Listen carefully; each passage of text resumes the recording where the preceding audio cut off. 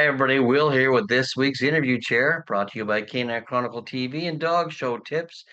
This week on the chair, we have my close friend, Raymond Yurick. So sit back and relax and listen to Raymond.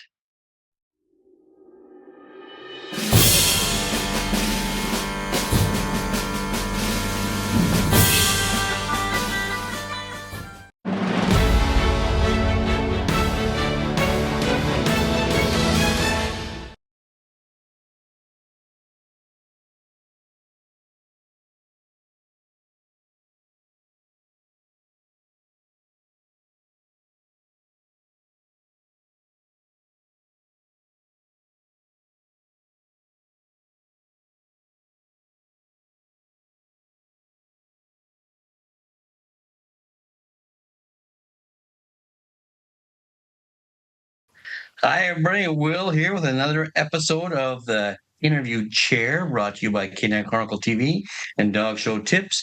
And today on the chair is none other than my very dear friend, Aubrey Judge, Raymond Yurick. How are you, Ray? Good. How are you, Will? Good. It's good to see you. You too. Where are you right now? I am in Calgary at Tanya Pollock's place because I'm judging Edmonton this coming weekend. So I stopped in because I had a litter of puppies to grade and evaluate. Oh, nice. And how was the litter? Really good. We have a beautiful black and white bitch in the litter. She's 10 weeks old, but I'm super excited. Oh, good. And it's the first black and white for Brushwood.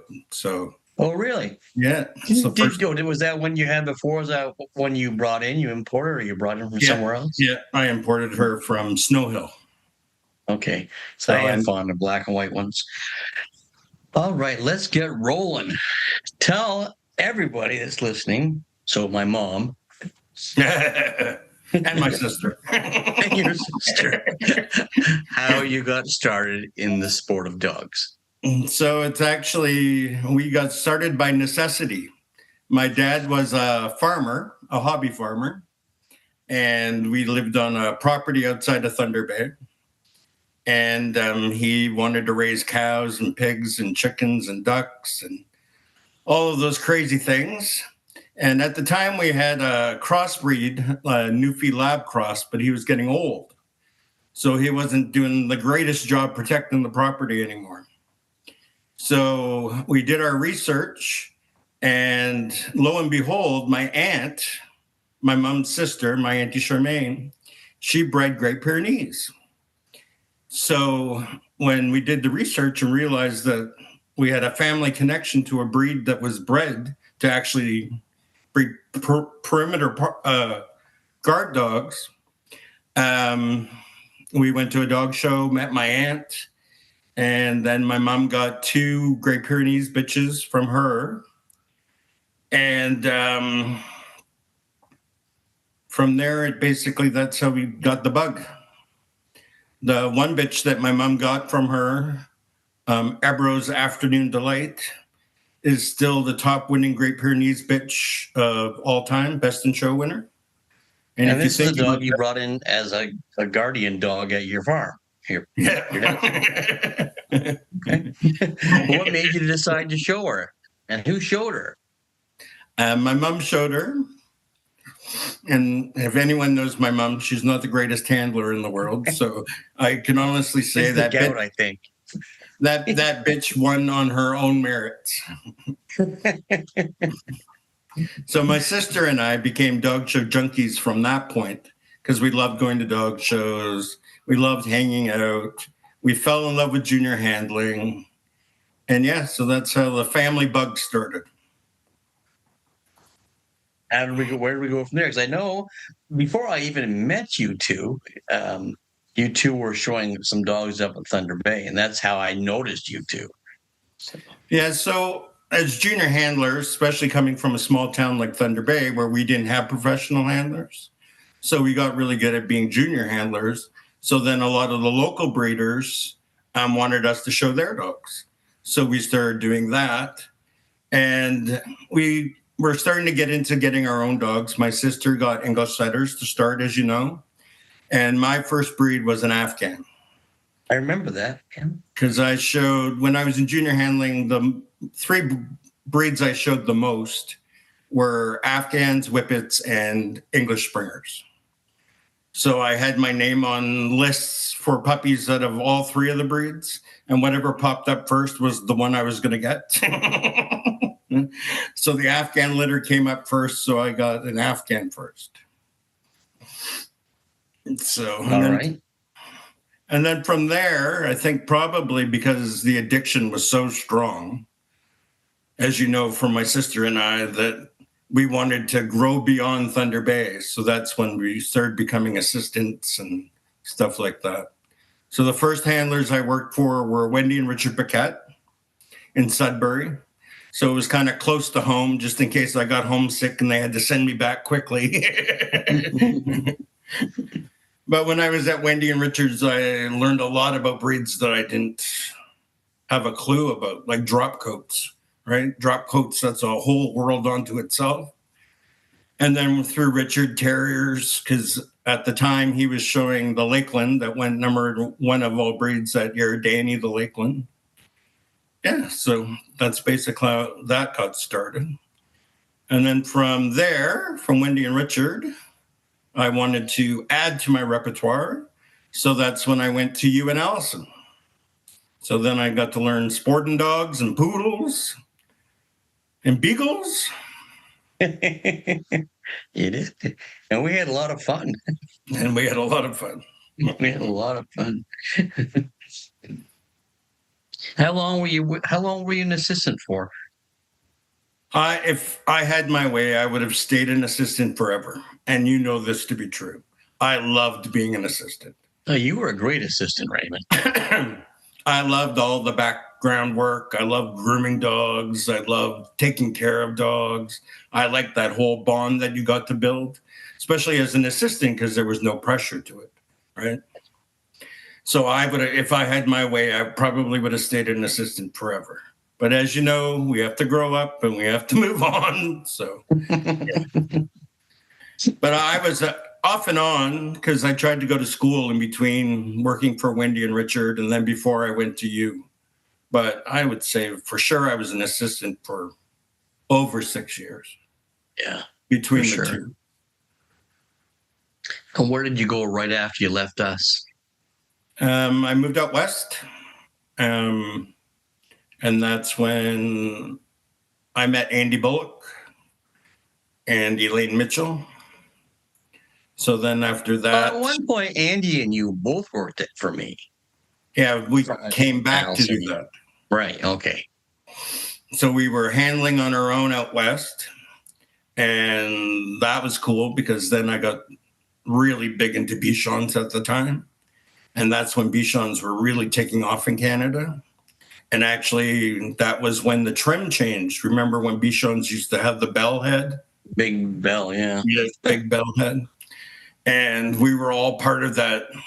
Elaine Mitchell, myself, Andy, Pat and David, we were all part of that trend that changed from the bell to the round head. So that was a cool part to being in Bichons. Yeah, because Elaine had already, permanently put her mark on Bichons from the 70s to just past then when she's never retired, I guess, when she slowed down.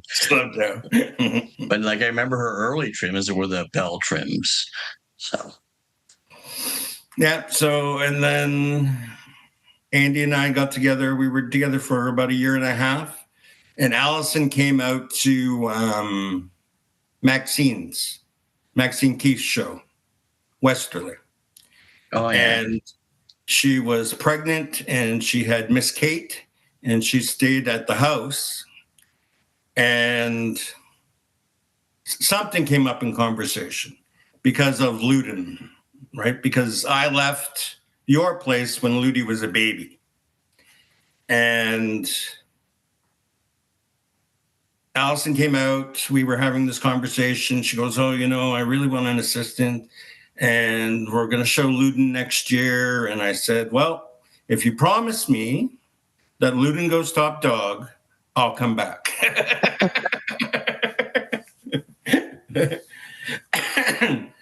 And lo and behold, He was, yep. he Blonde went. Ambition Tour. Never forget it. He went top dog. So, and Yep. it all worked out. Yeah, that was a fun time, and because we had a lot of dogs that were winning at that point. We had the Irish Setter dog and the Beagle. I think we had the Airedale bitch too. So it Yeah, was good Miss having Press. you and Andy, and so we were filling up the best in show ring, so it was perfect. I Yeah, think you were good at showing Trevor. Trevor the Irish Setter. Yeah, yeah. Yeah, and then we had a lot of working dogs at the time. We had Barry the Great Pyrenees. We had Chico the Oh, Samoyed. Chico. Yeah. And then we had all those class dogs, man. Holy moly. We were busy. Those were busy days. I know. I would. Melanie the Brussels Griffon. Can't forget about Yeah. Melanie the Brussels Griffon. Melanie Griffon. Yep. I remember. Actually, I remember Allison would be in the office and she'd be on the phone, and you could just see the ticks in the book. Oh, we have 30 dogs for this weekend. Oh Well, well. you know you were busy when your assistants had to hire assistants. Yeah. But it was a good time. We all learned a lot, I think, from each other. So that was a great experience. And Um, and I think for Canada, that was kind of like the height of the sport when our numbers yeah. were so good and competition was so tough. And yeah, I thought back then, but sometimes I think that's just me being old, thinking back to.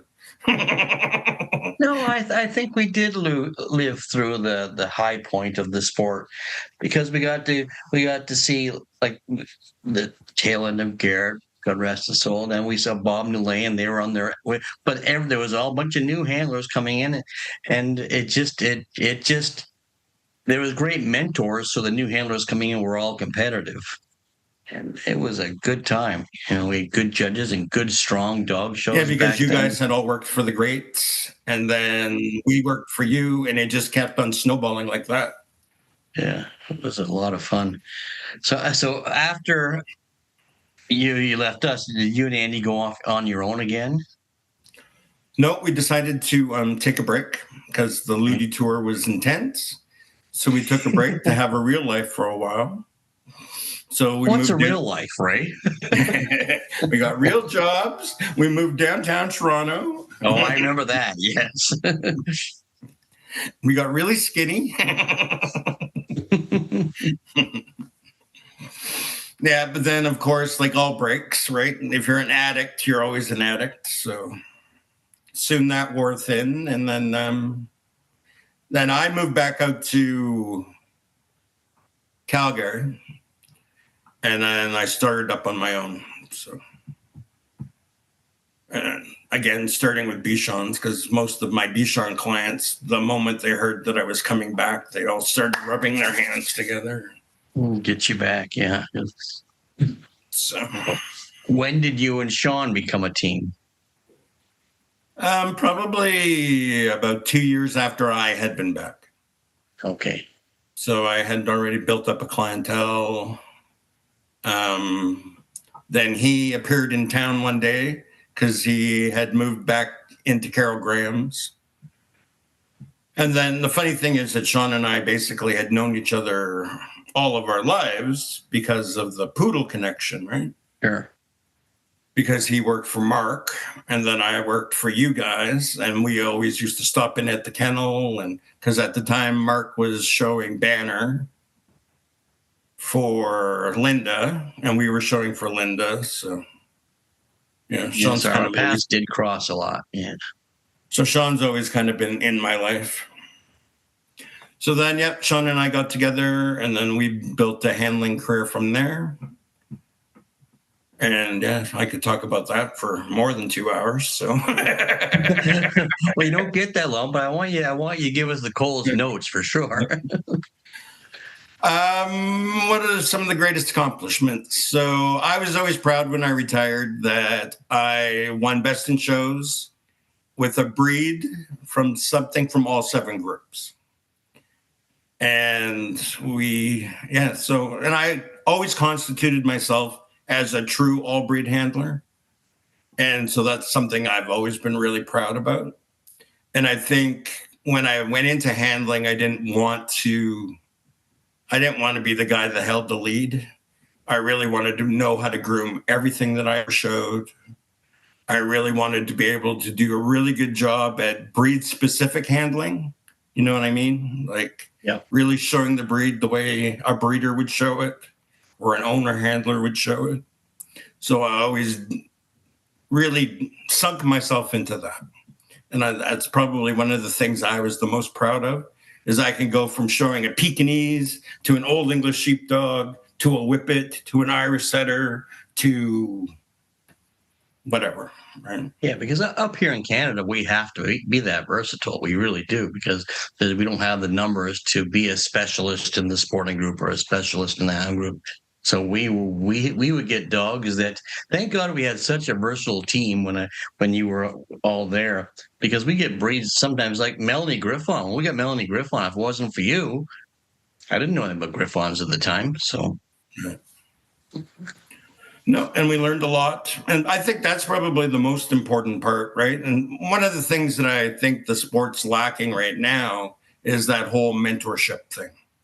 Yeah, because not only did we have mentors, but then we had friends in the sport that were going through the same thing at the same time. So we learned from each other, right? Yeah, no question. We've got to grow together. So. And when did the Whippets come along? So Whippets came along when I was at Wendy and Richards, because Jody got that beautiful sporting field bitch from Debbie Butts. And I was at the house when she got her as a baby. And she was a house dog. And so whenever I had spare time, I was watching movies in the basement with Rhea, the Whippet. And I had always loved Whippets because I showed them in junior handling. But it wasn't until I really got to live with Rhea that I knew that this was going to be my breed. But then we waited quite a long time, because then when Andy and I were together, Rhea had her first or second litter, and Jody had bred her to one of Terry Taft's dogs. And that's what created, well, he lived at your house, Wenrick's Gentleman Quarterly, GQ. You remember GQ? Oh, yeah. And so that litter produced GQ. And GQ, I still look at pictures of him and I think to myself, man, I wish I had that dog today. Yeah. What he would do to my breeding program now, like that dog was so ahead of his time. So yeah, that was my first Whippet. And at that time, I never thought I was going to breed Whippets. I always just was going to be a connoisseur, pet owner. So it wasn't actually until I met Dennis Samara, who I met also through Jody, because Jody, when Dennis lived in Ontario, Jody Paquette showed for him. And then they came out to AKC one summer. And again, kind of like Allison and Kate, right? We got talking. And I was looking for another Whippet, because when Andy and I split up, Andy kept GQ. So I was Whippetless at the time. So I got another Rhea son, the Wenrick's Rhyme or Reason dog, whose famous brother is Wenrick's Man About Town, who did a lot for the breed. And again, Reason was kind of ahead of his time. He was a girly boy, really feminine. And now I think the breed actually needs more of that. So I would probably love to use him in that breeding program. So yeah, I got Reason literally that weekend. And then after that, Dennis Samara moved to Alberta. And so, of course, having Jody as his handler wasn't going to work because she was in Ontario. So that's when we reconnected. And then I started showing for Brushwood Whippets full-time. And the very first one that I showed was the Zoom bitch, Brushwood Zoom of Tanglewood. And she won more puppy and shows than I knew what to do with. But it got me into the ring, and it got me becoming known in the breed. So after that, there was a couple other bitches that I did quite well with. And Dennis likes to show them on both sides of the border. So I probably showed as much in America as I did in Canada. And so I got to become well known in the States as well. And I finished a lot of whippets on both sides of the border. So through that, Dennis realized how much I loved the breed and how much I was willing to put into the breed. And that's when he signed me on to the Brushwood prefix, because he thought if I was investing that much of myself, then I should be rewarded. So that was my reward. I didn't know that. Okay. And then so the very first litter I co-bred produced Brushwood's Moxie of Endeavor. The very first litter? The very first litter I co-bred produced Brushwood's Moxie of Endeavor. So almost everyone knows that story, how much she won. Oh, God, tell me that story. I want to know that story. And how much. So the funny thing is, she was co-bred with a lady in the States, Linda Stewart, Endeavor Whippets. So the litter was actually born there. Dennis and I went down to evaluate the puppies, and we ended up bringing half the litter home to run them on, because that actually was a beautiful litter. So there was Moxie. She had a beautiful sister who turned out to be Alibi. There was a dog that Ann Hannigan actually owned, the brother, which was Chase. And then there was another bitch that actually Karen Chant owned. Oh, okay. Yeah. And unfortunately, Karen Chant's bitch didn't turn out because her ears went up, as will happen in whippets every once in a while. But then the other three were amazing. So I was running on the two bitches, the two sisters, that you could go back and forth, back and forth, back and forth. But all of a sudden I decided, no, I'm keeping Moxie. So we sent the other bitch back to Linda Stewart in the States. So Moxie, though, as a puppy, she didn't really catch on until she was almost 9 to 12 months. Right? She wasn't a 6-month-old superstar. Like, you could tell she was made well, but she wasn't fancy yet. That bitch grew into being Moxie. And yeah, so she didn't have a lot of great puppy wins. I didn't win tons of puppy and shows on her. Hardly ever showed her as a puppy. Because at the time I was showing a Brushwood Saxon Shore dog that had gone best of winners at the American National the year before. So I was showing him as my top whippet, and Moxie would go to shows every once in a while just for practice and to come out as a puppy. And so it really wasn't until I flew back to Ontario for the Canadian National. It was in June. It was that Erie Shores weekend, because the National was normally there because they had all the sighthound specialties and stuff like that. She was already a champion, but she ended up winning the Canadian National under Joan Goldstein over 2 sporting field bitches at the time, because Amanda was up with the Zoe bitch. I can't remember what that bitch's registered name is, but she was a beautiful bitch. So she won and it wasn't really until that I actually realized what Moxie was, like, myself personally, right? Like, I just loved her as my dog, and because and when you see them all the time, familiarity becomes just the way it works. So, and basically from there, she took off. She was a Best in Show winner before she was a year. She won a Best in Show under Paul Stanton, who's also a whippet breeder. So her first year, she won a couple of Best in Shows. She won one under Bill Taylor, which was one of my favorites. Well, I remember Bill was a huge fan of hers. So. Yeah. Under Bill Taylor, at the end of that year, which actually made her the top whippet and put her in top 7 hounds. I wasn't really paying attention at that time, so. And then, so that was 2003. In 2004, she came out with a bang. And she just started winning best in shows and best in shows and best in shows. And really, there wasn't a lot that that was one of those dogs, and you know this to be true because you've had dogs like that you know when they are literally going to give you everything. And that's what that bitch was. She would show in the pissing down rain. She would show in the mud. She was just one of those dogs. Which is an oddity for a whippet bitch. For a whippet, yeah.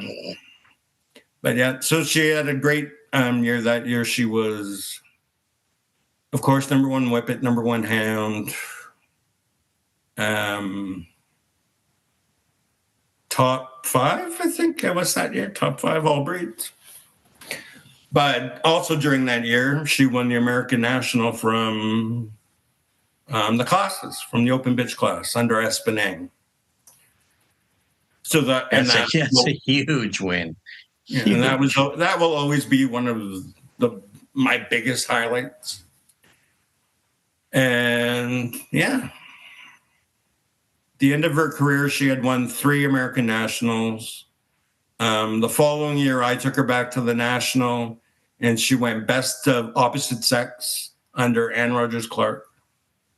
And I won the top 20, which in my breed is a big freaking deal. Yeah, so we had a great time. And then after that, she went to the States to be campaigned by Mandy Clevenger. So, yeah, so that's the Moxie story. So you're still handling at this point because you showed Moxie. How long did you handle till you decided that was enough? So that was enough. So Moxie was about 2004. I've been judging for 12 years now. Are you doing the math? Well, 12 years now. So you started judging in 2013. So yeah, after Moxie, I probably showed dogs 6, 7 more years.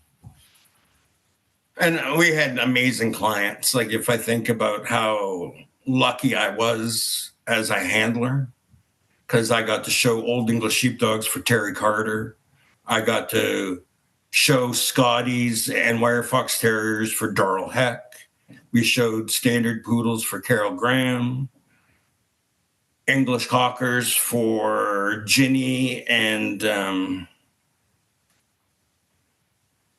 Sharon Derrick.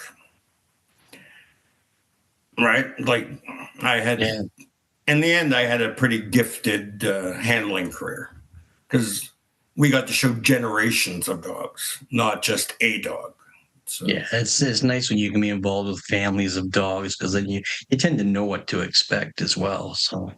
Well, and you actually get to be a part of making them, like with Darrell, because I co-bred Wires with Darrell for a good long period of time. So you were co-breeding Wires when you were with me. Yeah. Yeah. That first wire litter, I still remember it like it was. I remember coming out and telling you, Will, they're trying to kill each other through the fence, and they're only 8 weeks old. They're literally trying to skin each other.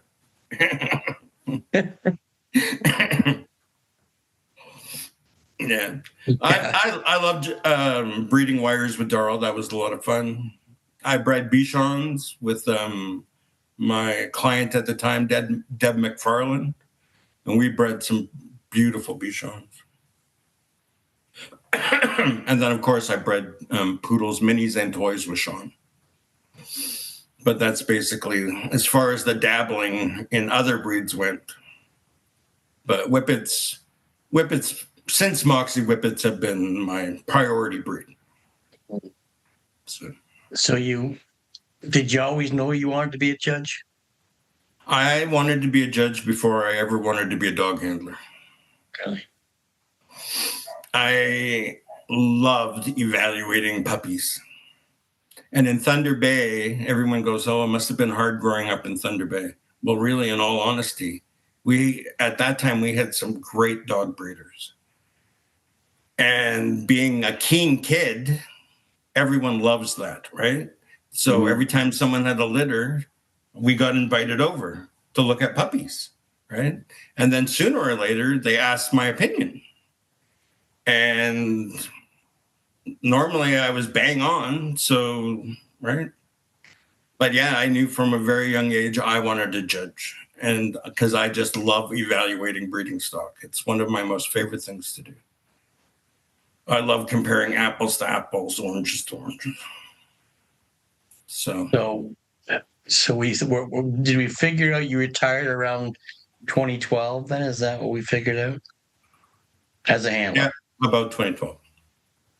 And did you go right into judging or did you take a break? No, it took about 2 years. Yeah. I was supposed to go right in, but at that time we kind of had moved. Sean and I moved out to BC. We had just kind of sold a house, sold a business. Then we broke up.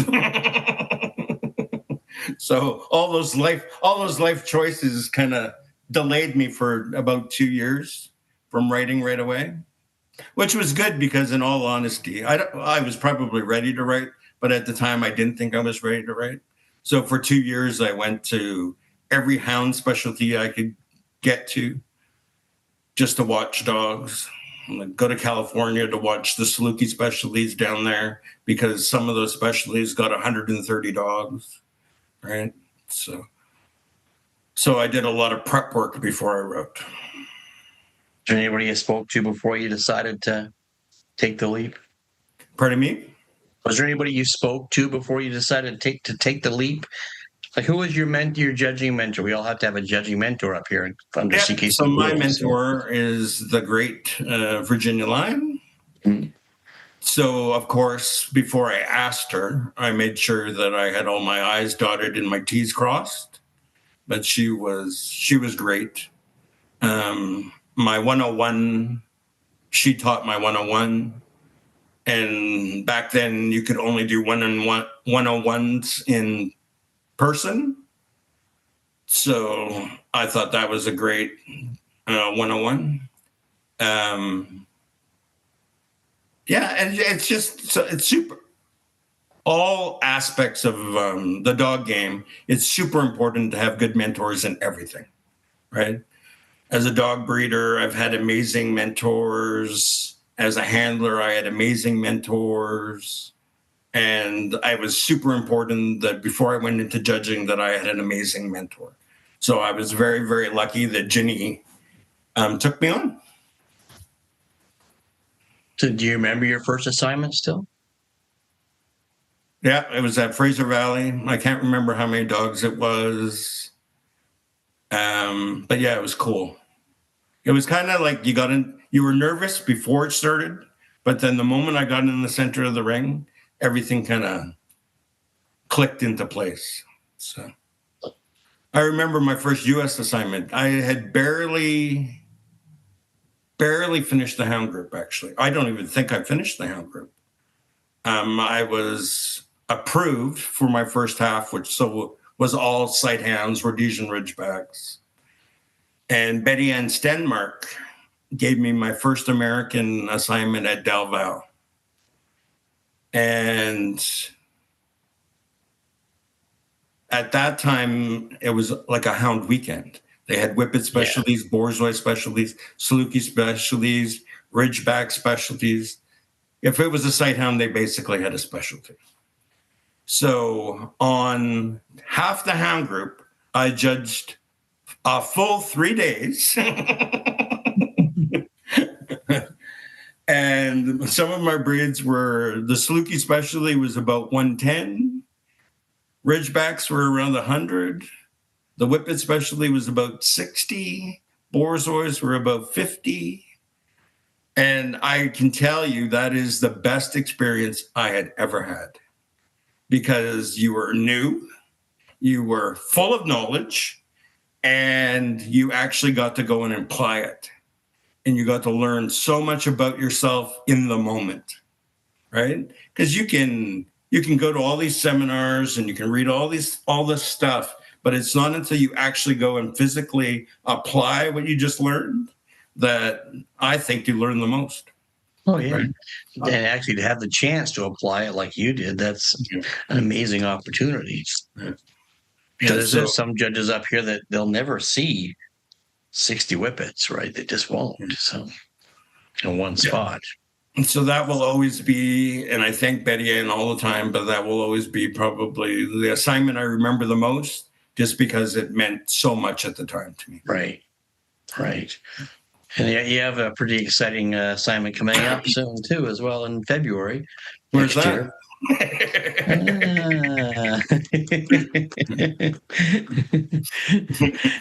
How does that feel?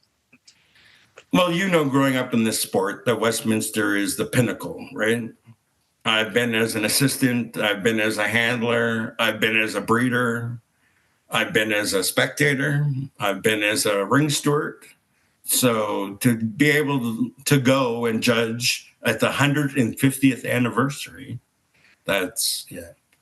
When I got the letter, I'll tell you, I read that letter 16 times. Are you sure? And I'm really bad at doing my paperwork. I'm really bad about doing my paperwork. I had that form filled in and sent back just to make sure no one changed their mind. And you got a lot of the breeds you really love, so it's going to be exciting. Yeah, so. And I think, like, if you asked me to pick 6 or 8 breeds that I would want to judge at Westminster for my first time, they nailed it. So I'm quite excited about all of those. Quite excited. You've had some other exciting assignments, though. Like you every time I look, you're traveling somewhere. So. Yeah, the end of this month, it is August, right? Yeah. So the end of this month, I go back to Sydney, and I'm doing the Sydney Spring Fair, which is their Crufts qualifying show in Australia, or Sydney at least. So I'm excited about that. I get a good assignment there, doing a couple of specialties, the specialty day. Then I'm doing the FCI toy group. Then I do their working group the middle day, and then the last day I get to do the full hound group.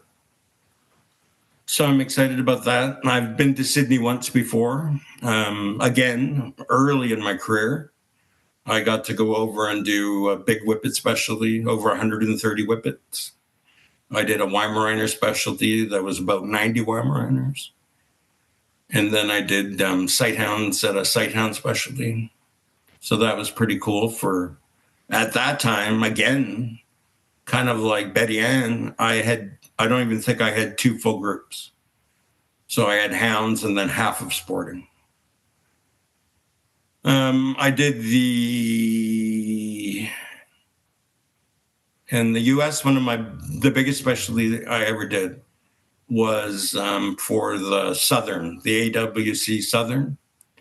And I got to discover an amazing dog there who went on to be the all-time winning whippet of American history, who literally just won her 4th American National to beat Moxie's record. Because for a while they were tied, but now she's beaten Moxie's record.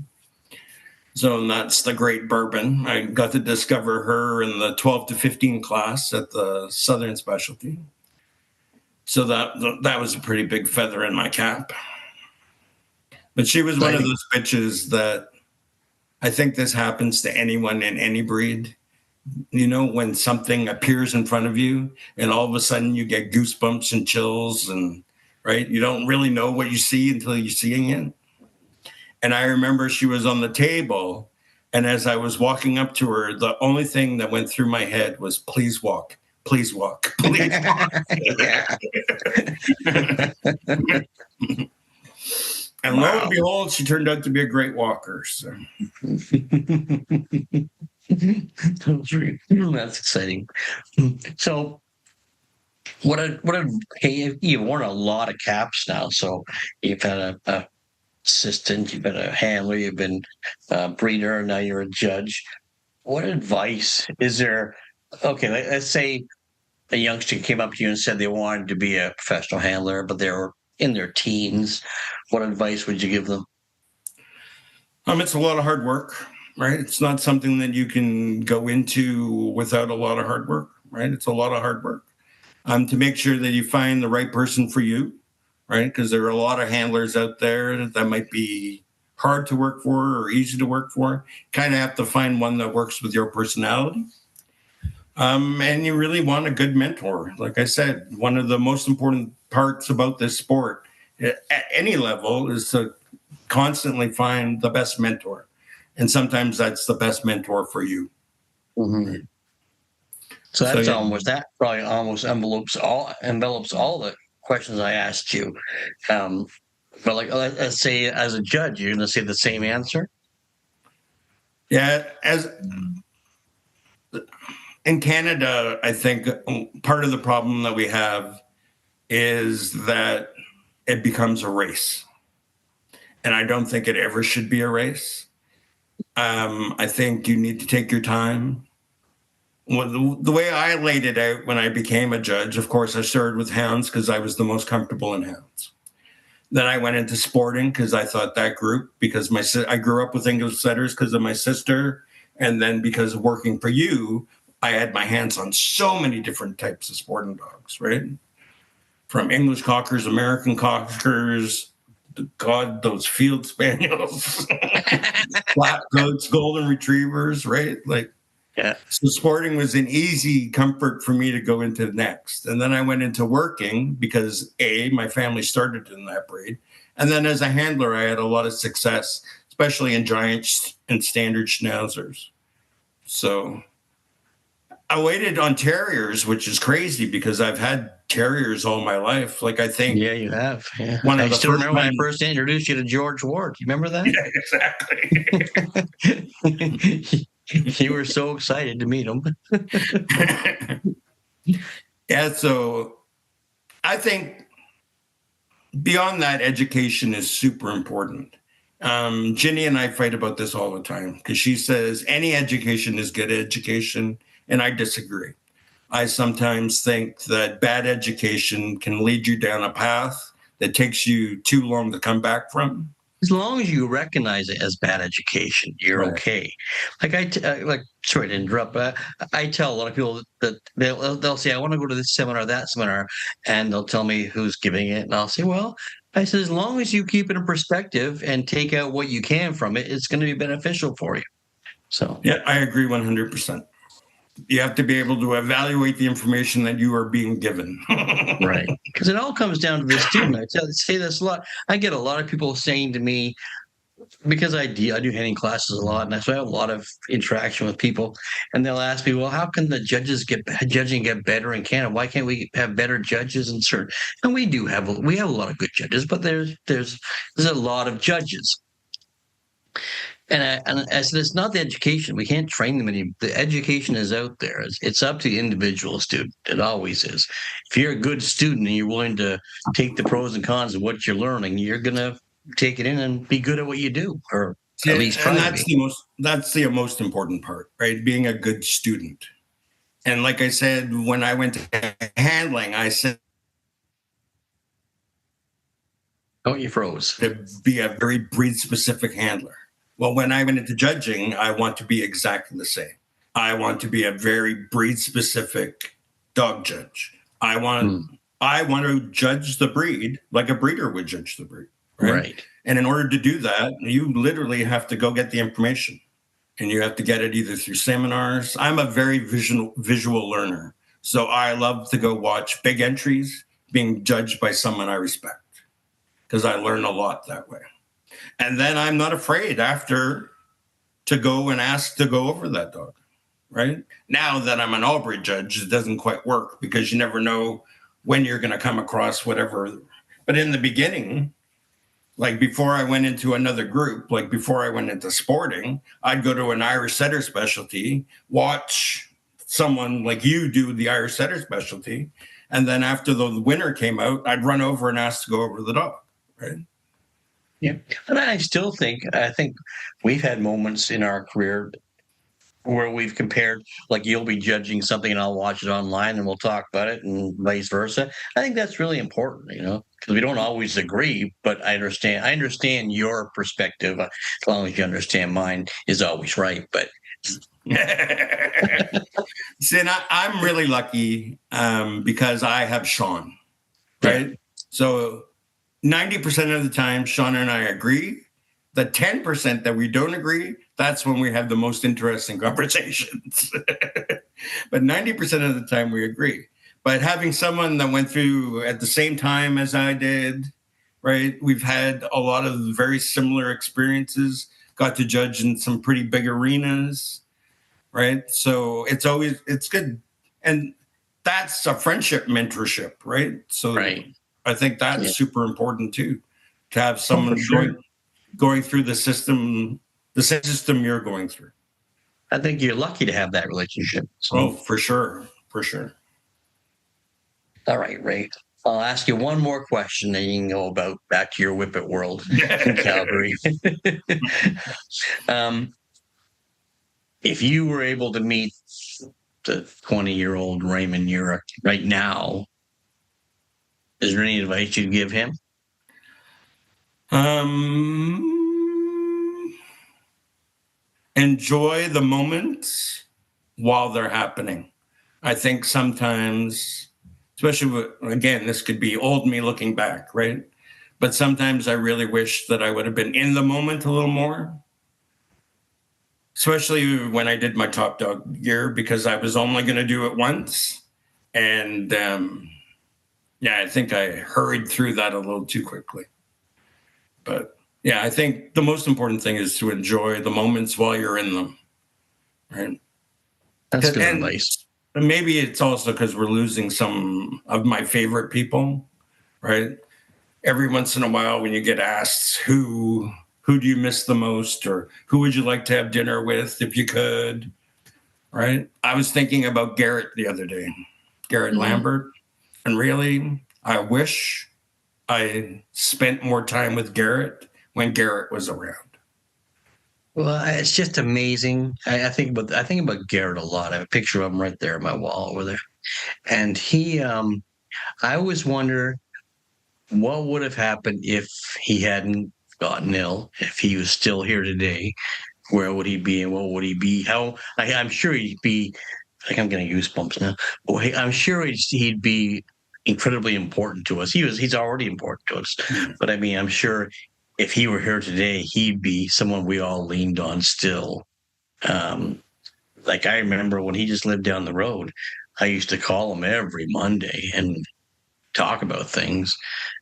And he'd yell at me. He'd tell me I was doing okay, or he'd tell me to get off my high horse and I'm not a superstar. And blah blah blah. But he was important. He was important to everybody up here, I think, that knew him. So I often wonder what he would have and could have contributed to the whole sport if he was still here.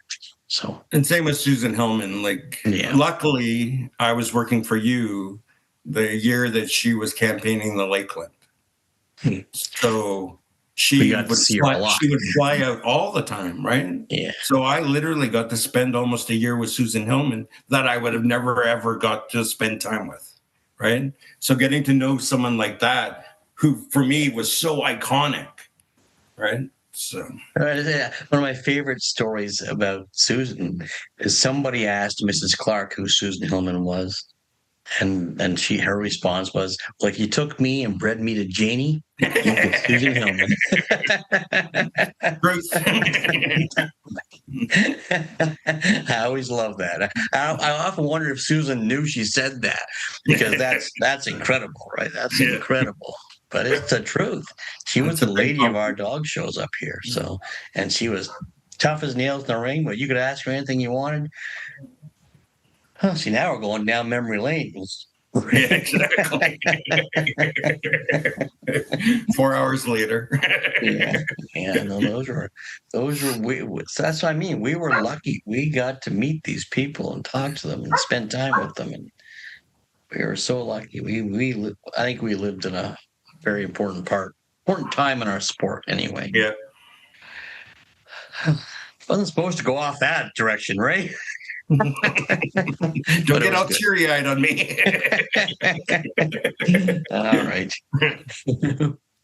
Well, thanks, Ray. I really appreciate your time. Thank you, Will. I'm glad we could do this, and I wish you all the luck and hope you have. Well, you need luck, but I wish you all the best in New York. Hope your assignment's going to be wonderful, and I'm hoping to be sitting there ringside watching you. So, thank you, my friend.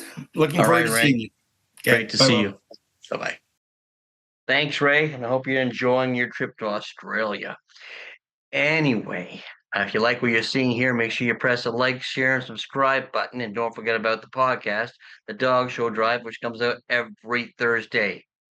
Take care, guys.